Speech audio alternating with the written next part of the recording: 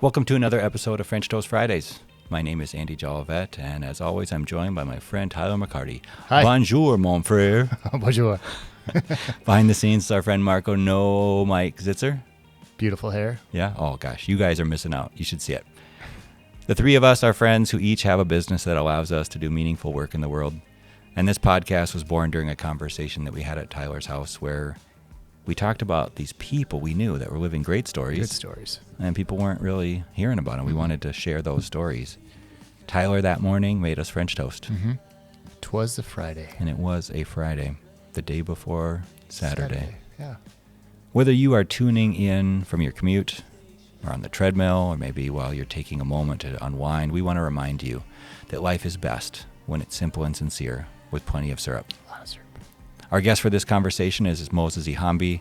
Before we talk to Moses, we want to thank you for listening. If you enjoyed this conversation, feel free to subscribe and leave a review of the show. I have nothing else to say other than let's go. Let's do it. It's French Toast Fridays.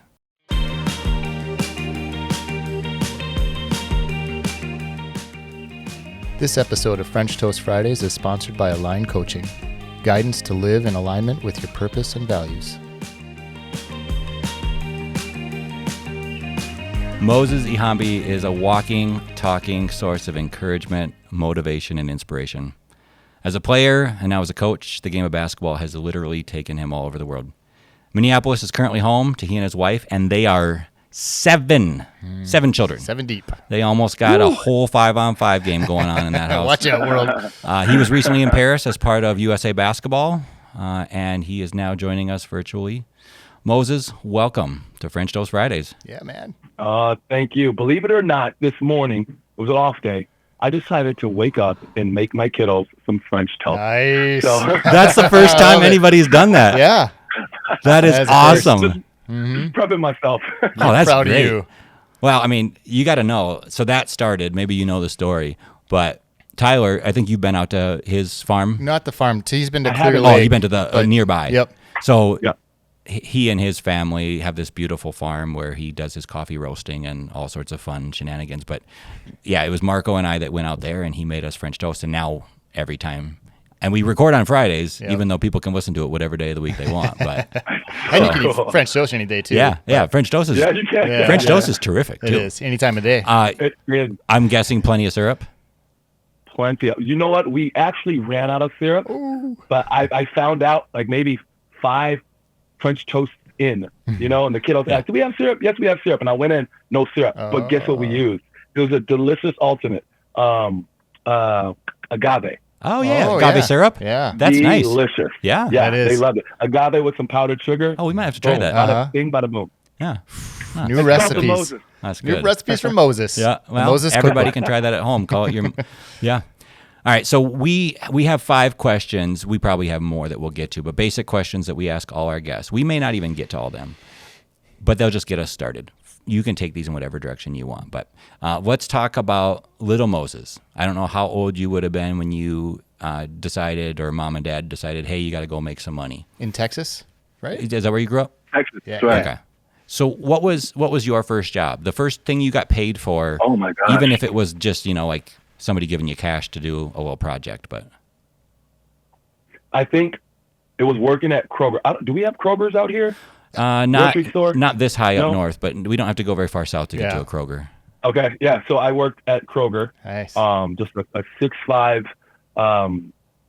grocery bagger, Uh-huh. just there. But I always made a point to just smile and laugh and make people feel just so loved. Uh-huh. Hence why I loved the job so much. That's But that awesome. was the very first one. And you could get everything off the top shelf for I everybody. could get everything and anything.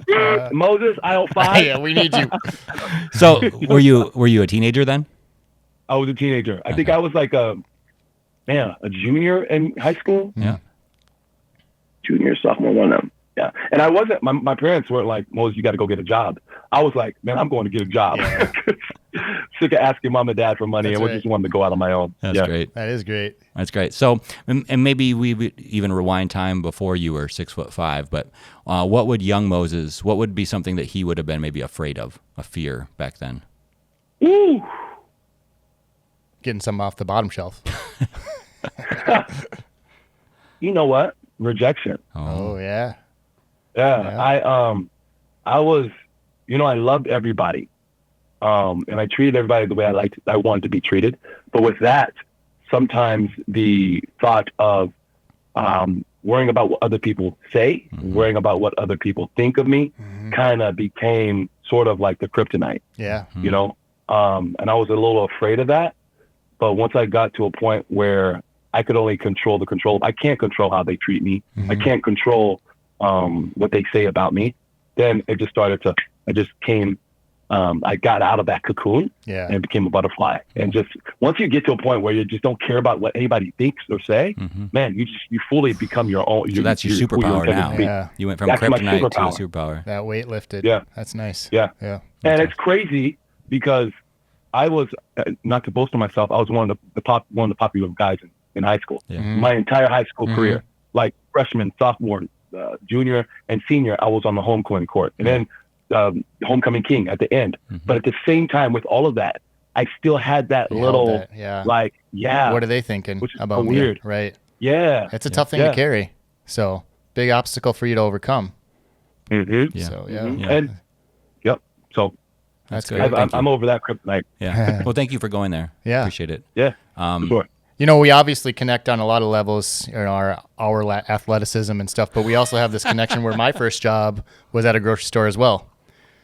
I didn't get the things off the top shelf. They actually called me Pop because my main focus was just to refill the Pop shelves. Now that's cool. So now we're talking regional You had stuff. a lane. Right. No, so you grew up calling it soda, right? Oh, yeah. Or you just called it all Dr. Pepper, whatever flavor it was. Hey, refill the Dr. Pepper. What would you like to drink? Dr. Pepper. What kind? Coke.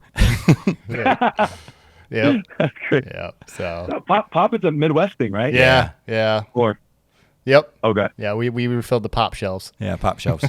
And then you feel the bag. Yeah. Oh, yeah. Put it in the bag. Put the bag. Put the Pop in the bag. Yeah, you were the bag boy. Pop Bag. Pop the cat. There's no real way to set this up other than to say it's one word, this question. Tyler. Aliens. No. No. Nice. Like no chance? No chance, bro. Just us. Just us. Dude. No, I maybe. Okay. That's maybe. He went from a hard no to a maybe. Maybe. Yeah. Maybe. Not about how big they was out there. There's footage out there, man. That's just so crazy. Mm-hmm.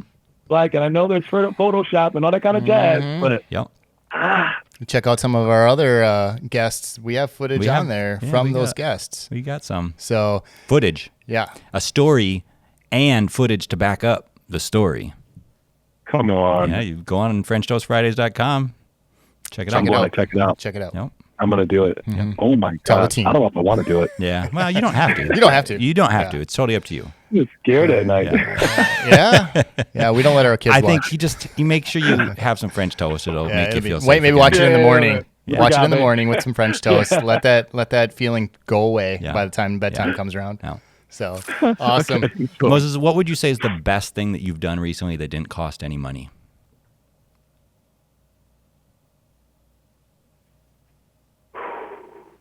Give me a second. Yeah. Mm-hmm. That's a deep question. Mm-hmm. Deeper than aliens. Way deeper than them. What are those? What are those?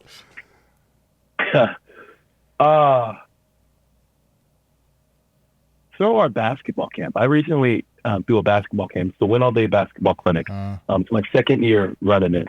And the clinic is so cool because we don't focus.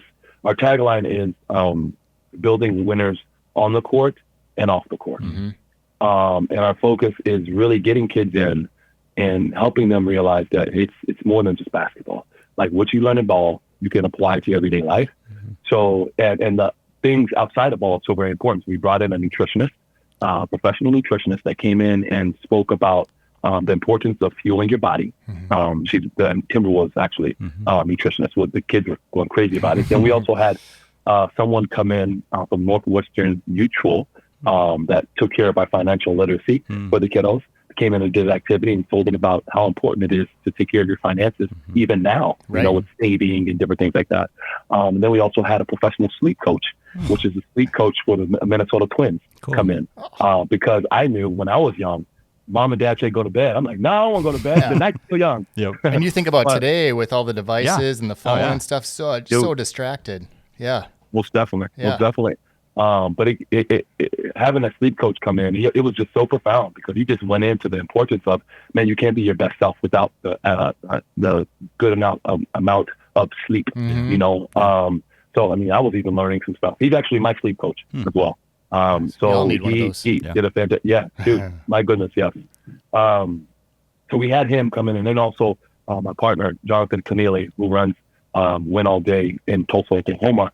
He came in and was basically doing the whole mindset thing, and I took care of all basketball. But that was the reason why that's my answer, is because I was able to give that to, we partnered with Big Brothers and Big Sisters in town. So I was able to sponsor all of those kids to come in for free. That's awesome. Yeah. So it was about 40 to 50 kids from Big Brothers and Big Sisters. They were able to come in and get that experience without worrying about cost. Yeah. So that was very powerful for me because I know my life is all about planting seeds, right? I could do my best to water those seeds, but I'm not always going to be around, right? But as long as I plant the seed, like I just pray and hope that they're being watered along the way, you know? So providing that with the kiddos, I think we had about 85 kids there. It was so much fun. Also chaotic. 85 kids and 6 baskets. And I had, I think 5 coaches. But we did it. We did it. It was fun. Man, we talk about so many shows, you know, with legacy. I mean, the legacy that you're living and providing all those kids. I mean, that's so awesome. Yeah. And what a great advocate. I mean, it's essentially what you're doing with the Timberwolves.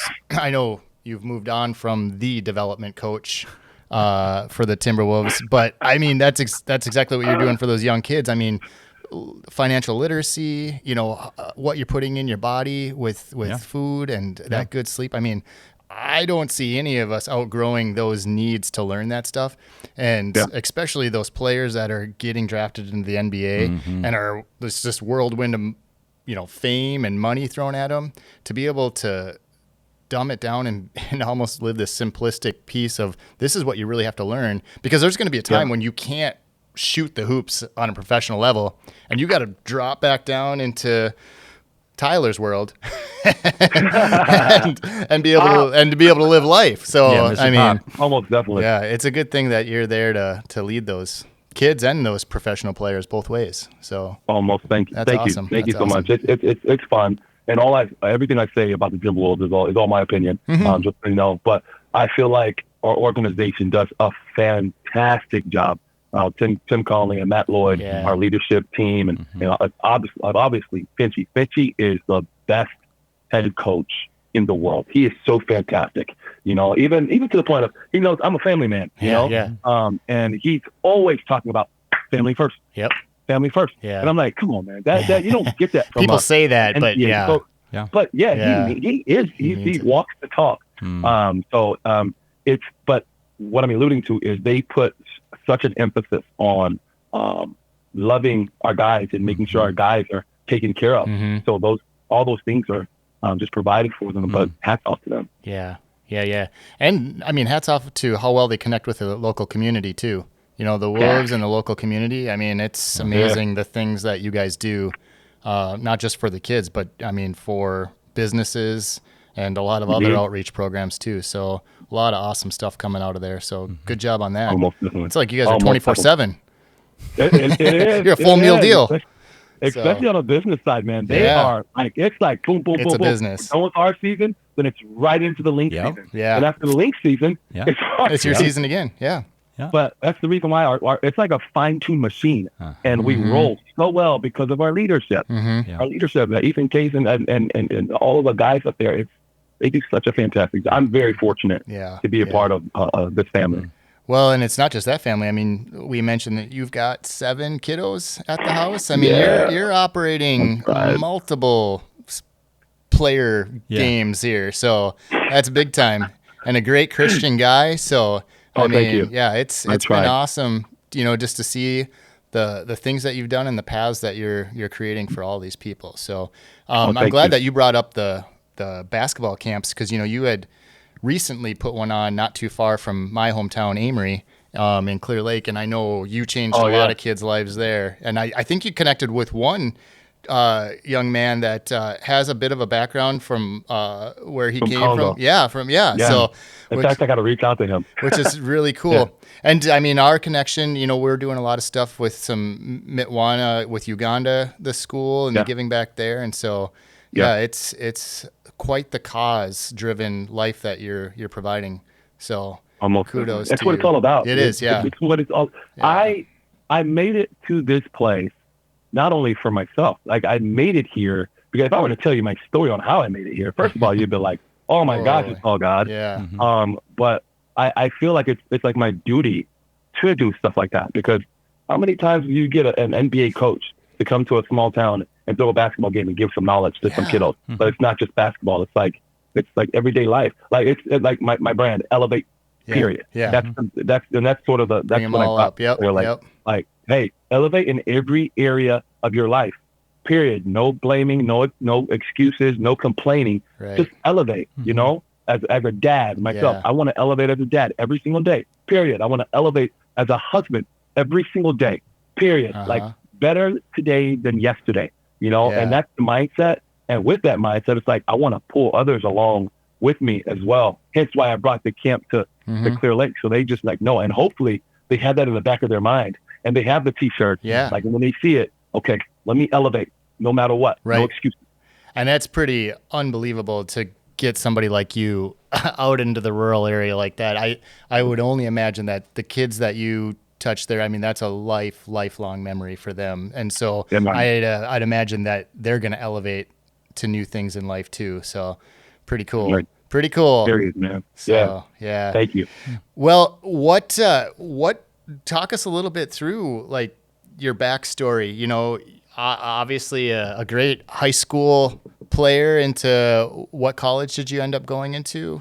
I went to the Oral Roberts University, small private school in Tulsa, Oklahoma. But I say the, emphasis on the because that's where my life changed, man. That's awesome. Like, I'm a preacher's kid, so I was always in church, But my faith was like, it was like my parents, my dad. I remember like it was yesterday.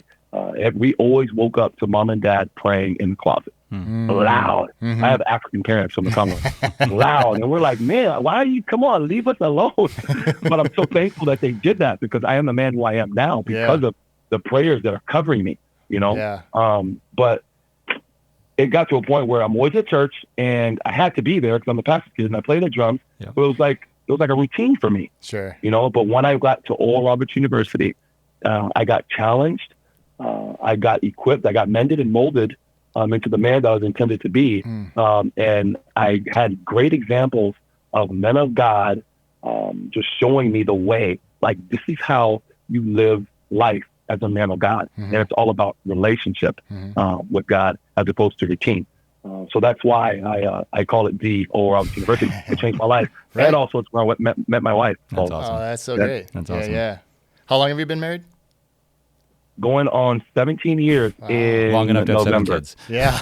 Long enough to have 7. Oh, yeah. With 2 sets of identical twins. So we Two had 2 sets of twins. Logo deal 2 times. Okay. Oh, Okay. man. That's not cheating, but it is a little shortcut to get to 7. Yeah. It does help the time frame, the curve there. My wife is a twin, and she's got 2 sisters that are twins too. So 4 cool. 4 siblings and 2 sets of twins. So yeah, that's pretty cool. So Yeah. Are they identical? Nope, not identical. Fraternal. So just Okay. fraternal. Yeah. So Cool. Yeah, and all of them are flabbergasted and can't wait till this episode comes out. So, all my nephews and my daughter Micah and son Levi are just like, what? These are Wolves fans. Wolves fans, in Wisconsin. hardcore. Yeah. Oh, well, You're going to win over Western Wisconsin. Cool. So you know how you get to be on this? Yeah, up? right. You're in the second row as a coach. So whenever we're at the games, we're in the third row right behind you. Yeah. I'll turn around. That's right. Moses, I'm intrigued because So cool. before we started recording, I was mentioning, so my dream growing up was to be in the NBA, and it didn't work out. Turns out my height, athleticism, and talent, all three were not quite enough. So, I mean, you could probably get by with one of those not being there, but if you go over three, it's going to be hard. It's tough. But I think a lot of kids grow up dreaming of playing some sort of sport professionally, right? Yeah. It's a common thing that a young person might have. Who were the first people, aside from your parents, who maybe showed belief in you and then helped you in turn believe in yourself that this dream, and I don't know if that was your dream, but it was certainly something that you were focused on. When did you start to believe that this could happen for you, and who were the first people that helped you kind of solidify that belief? This episode of French Toast Fridays is sponsored by Oak and Glen, a creative studio with a passion for visual storytelling.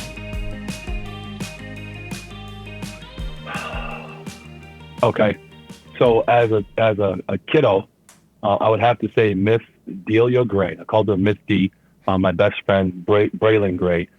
She saw my talent, and she knew that we really didn't have the finances to kind of push me into that sort of field of constantly playing, which I needed to get seen. Mm-hmm. And she basically was taking care of giving me rides, paying for my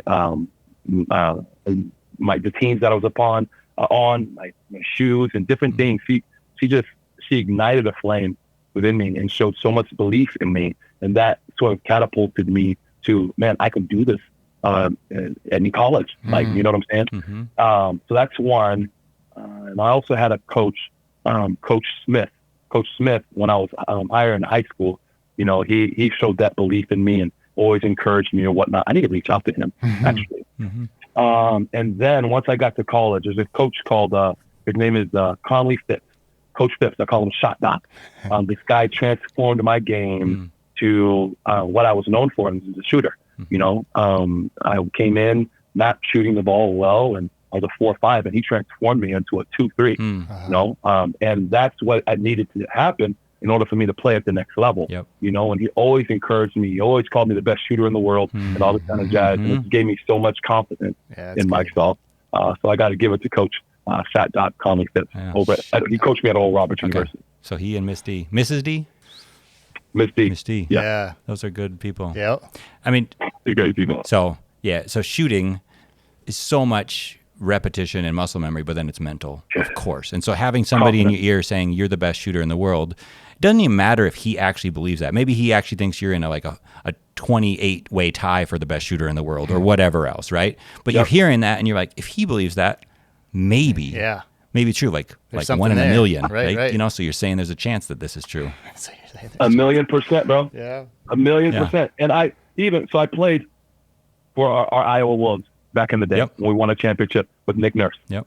And I remember it like it was yesterday. Nick Nurse came up to me and he was like, Moses, you are a sniper. You have the ultimate green light. Oh, you are the best shooter in the league. That's what you want to hear as a shooter. Green lights. Oh my goodness. It was probably my best season shooting the basketball.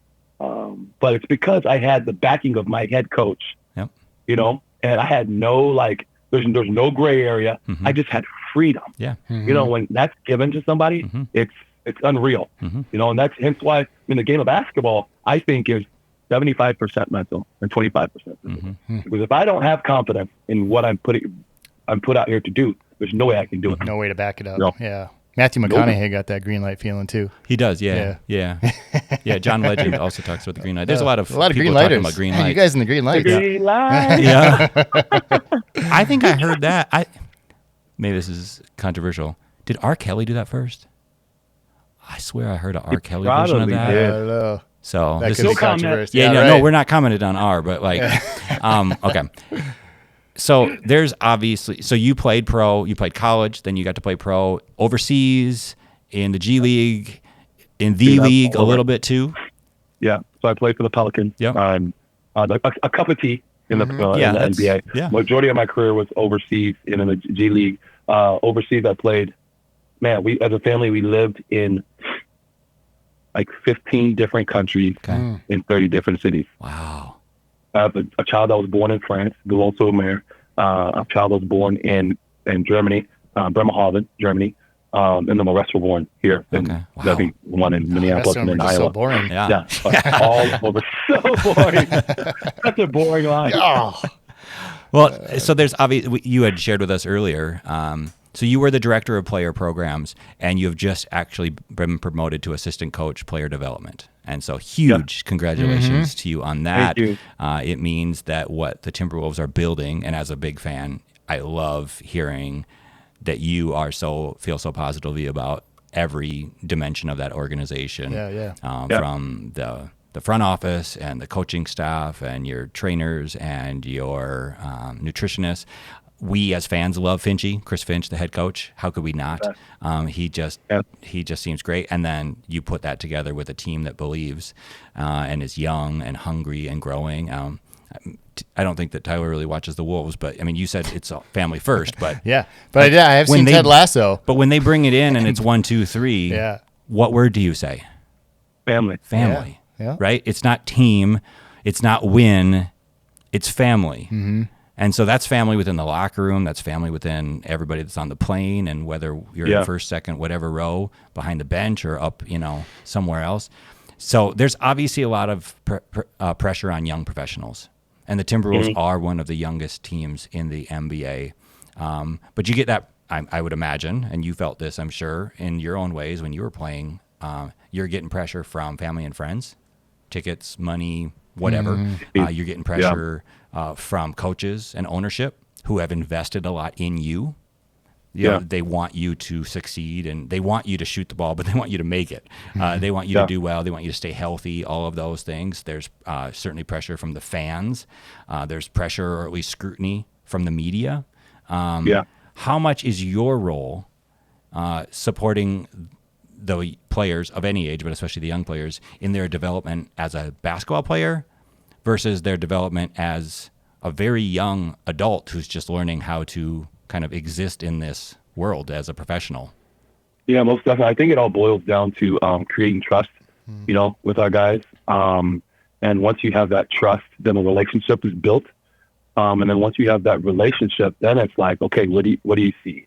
And what can you basically express to this guy that you see, and not holding anything back, and basically having that attitude of how can I make you better, and not only focus on the court, but like how can that filter in your everyday life? Like if you have an issue or whatnot, like I'm here for you, talk to me about it. And with that relationship, they talk to you about it. And with that being said, it makes the job even more lovely, because it's not only about these wins and losses, which is huge. Don't get me wrong, wins and losses are very, very important on the court, but also the wins and losses off the court as well, which is very, very cool to see. If a guy is going through whatever, like being late or something, constantly being able to see that this guy is getting better and better and better. Now he's the first one on the bus, now on the court now. So that's a win.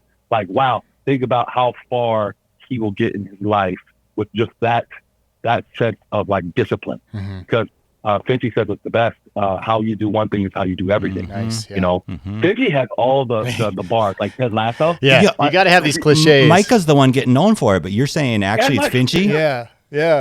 Finchy has a lot of things, and one that has stuck with me the most is your bell sounds a whole lot better when it's rung by somebody else. Oh, nice. That's a good one. Isn't that awesome? Yeah. Oh, every time I'm like, come on, Finchy. You got to write these down.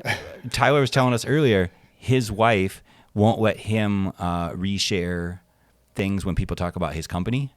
If they, say something nice, she makes him wait so somebody else does it. Somebody else has to ring my company's bell, not me. So that's so good.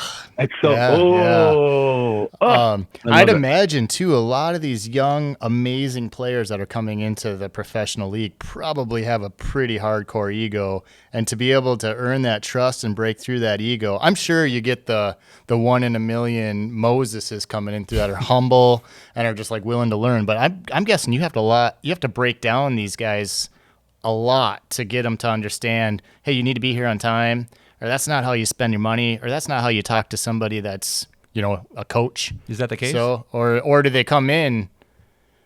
The other teams? Yes.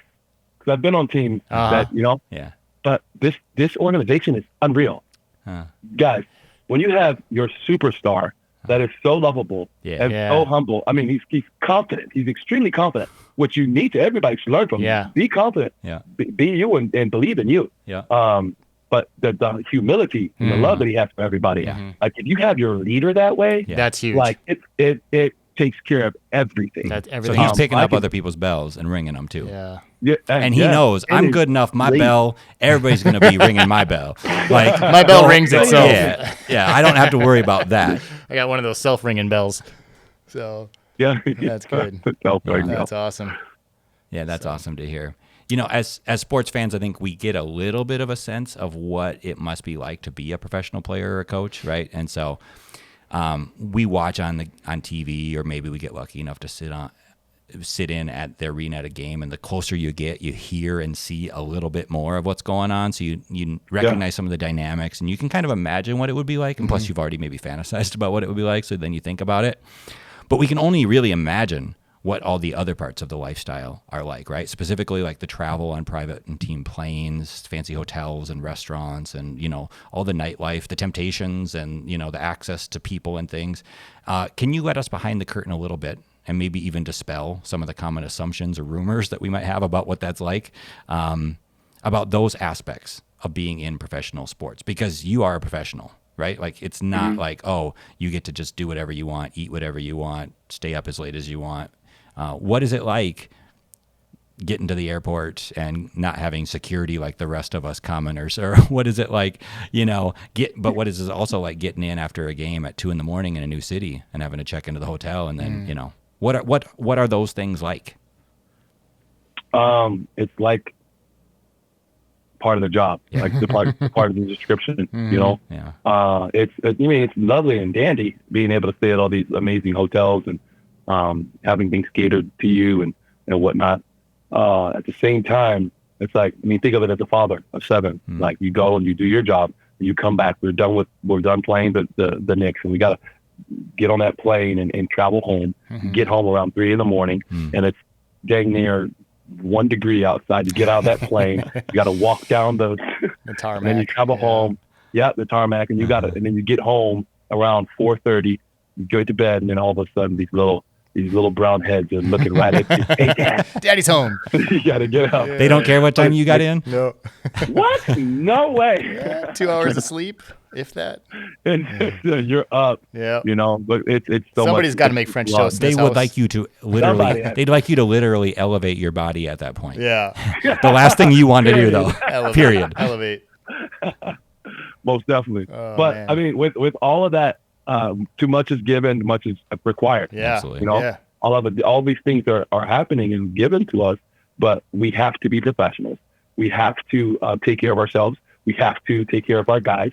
We have to make sure we uphold just that standard, that golden standard of being, you know, champions. You know, we want to win a championship. And what does that entail? It entails like being consistent, being disciplined, and staying humble and just continuing to be hungry as well, you know, and then all these other things it's just a plus.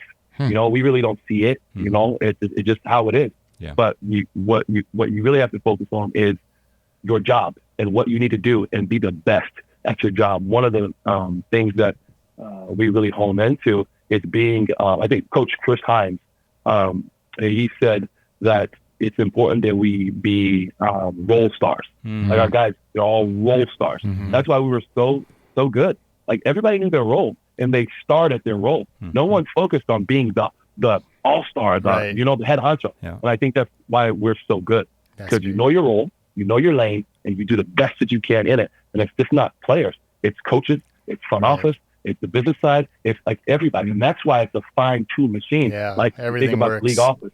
Yeah.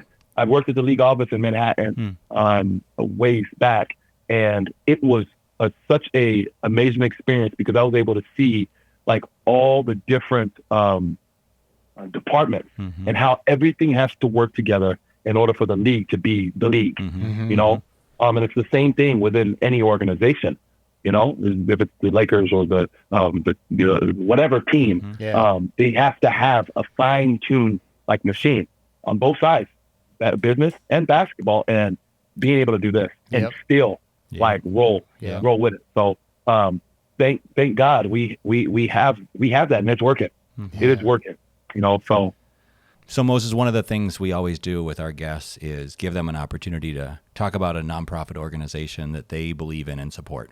And then as a thank you to you for being a guest on the show, we want to help promote them, put some information about them on our website, but then also make a donation to them.